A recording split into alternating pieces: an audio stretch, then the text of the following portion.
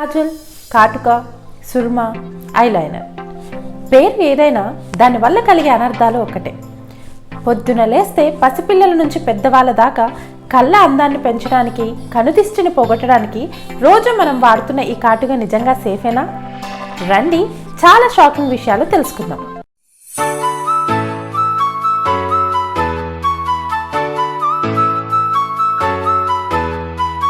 Hello mummies and daddies, welcome back to mama tips and cashew diaries. Kajal, కళ్ళకి కాటుక పెట్టుకోవడం అనేది మన పూర్వీకుల నుండి వస్తున్న ఒక సాంప్రదాయం. అసలు కళ్ళకి కాటుక ఎందుకు పెడతారు అని తెలుసుకోవడానికి నేను చాలామంది పెద్దవాళ్ళని లైక్ మదర్స్, గ్రాండ్ మదర్స్ని అప్రోచ్ అయ్యాను.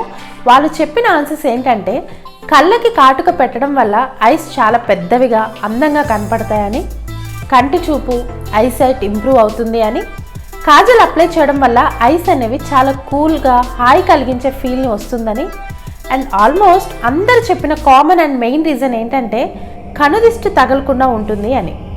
బట్ మై డియర్ ఫ్రెండ్స్, మీరు ఈ రీజన్స్ అన్నీ నిజమే అని నమ్ముతున్నారా? వెయిట్, మనం నమ్ముతున్నట్టు కాజల్ యూజ్ చేయడం అంత సేఫ్ కాదు. ఇవన్నీ అపోహలు. నేను ఊరికే ఏది రాంగ్ అని చెప్పను. నేను రాంగ్ అని చెప్పాను అంటే అది ఎందుకు రాంగ్ అని క్లియర్గా ఎక్స్ప్లెయిన్ చేయడం నా బాధ్యత. చాలా ఇంట్రెస్టింగ్ పాయింట్స్ సైంటిఫికల్గా చెప్తాను, చూడండి.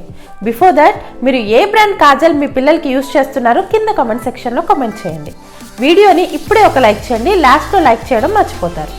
కమింగ్ టు పాయింట్, అప్పుడే ఎదుగుతున్న పసిపిల్లల ఐస్కి కాజల్ పెట్టడం ఎందుకు సేఫ్ కాదు అని చెప్తున్నాను అంటే, నెంబర్ 1 రీజన్ వచ్చేసి కాజల్ని తయారు చేసే విధానం. ఎస్, అది హోమ్ మేడ్ కాజల్. ఇంట్లో తయారు చేసిన కాజల్ అయినా లేదా మార్కెట్ నుంచి కొన్న కాజల్ అయినా రెండు సేమే. మార్కెట్లో మనకు లభించే కాజల్ తయారీలో చాలా హార్మ్ఫుల్ కెమికల్స్ ఉంటాయి. మెయిన్గా లెడ్ అనే పదార్థం ఉంటుంది. లాంగ్ టర్మ్ పిల్లల కళ్ళకి ఈ కాజల్ యూజ్ చేయడం వల్ల బాడీలోకి ఈ లెడ్ అబ్జర్వ్ అయిపోయి లెడ్ పాయిజనింగ్కి దారితీస్తుంది. లెడ్ పాయిజనింగ్ వల్ల బాడీలో ఉన్న చాలా organs like brain, bone marrow మీద ఎఫెక్ట్ చూపిస్తుంది. ఎనీమియా అంటే రక్తహీనతకి కూడా దారితీస్తుంది. నెక్స్ట్, ఇంట్లో తయారు చేసిన కాజల్ని ఆల్మండ్ ఆయిల్ నుంచి కానీ క్యాస్టర్ ఆయిల్ నుంచి కానీ పొగ పెట్టి తయారు చేస్తారు. ఆ స్మోక్ బ్లాక్ కలర్ మెటీరియల్ వచ్చేసి అమార్ఫోస్ కార్బన్ అంటాము. ఇది కూడా ఐస్కి అప్లై చేయడం వల్ల చాలా డేంజర్. నెంబర్ 2 రీజన్, కళ్ళకి కాటుక పెట్టే విధానం. మనం ఇందాక చెప్పినట్టు కళ్ళకి కాటుక పెట్టడం వల్ల ఐస్ ఓపెన్ అయ్యి పెద్దవిగా బ్యూటిఫుల్గా కనబడతాయి అని అనుకున్నాం. ఎస్, అది నిజమే.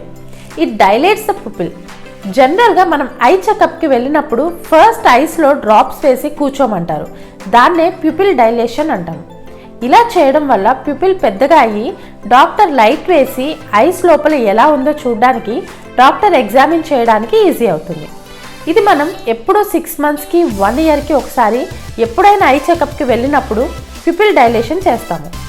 బట్ ఇలా రోజు కాటుక పెట్టడం వల్ల ప్యూపిల్ కాన్స్టెంట్గా డైలేట్ అవుతే గ్లైకోమా అనే కండిషన్కి దారితీస్తుంది. దీనివల్ల కంటి చూపు పోయే ప్రమాదం కూడా ఉంది. నెక్స్ట్, మనం కాజల్ అప్లై చేసేటప్పుడు ఫింగర్ టిప్స్తో అప్లై చేస్తూ ఉంటాం. అలా చేసేప్పుడు మన హ్యాండ్స్ ప్రాపర్గా వాష్ చేయకుండా ఇన్ఫెక్షన్స్ వచ్చే ఛాన్సెస్ అనేవి ఉంటాయి. ఫింగర్స్కి నెయిల్స్ ఉన్నా కూడా యాక్సిడెంటల్గా కళ్ళలో గుచ్చుకొని కార్నియా డ్యామేజ్ అయ్యి కంటి చూపు పోయే ప్రమాదం కూడా ఉంది. నెక్స్ట్, ఐస్ ఇన్నర్ రిమ్స్లో కాజల్ పెట్టేప్పుడు టియర్ డక్ట్స్ బ్లాక్ అయిపోతాయి. ఈ టియర్ డక్ట్స్ ఏం చేస్తాయి అంటే, మనం ఏడ్చినప్పుడు వాటర్ని నోస్ ద్వారా బయటికి పంపిస్తుంది. మనం కూడా గమనిస్తూ ఉంటాం, ఏడ్చినప్పుడు ముక్కులోంచి కూడా వాటర్ వస్తూ ఉంటాయి.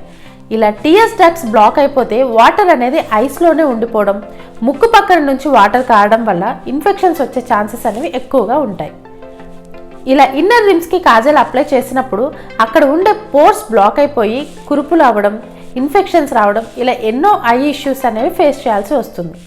నెంబర్ 3 రీజన్ వచ్చేసి మనం కాజల్ రిమూవ్ చేసే విధానం. మన అందరికీ తెలుసు, కాజల్ చాలా జాగ్రత్తగా రిమూవ్ చేయాలి.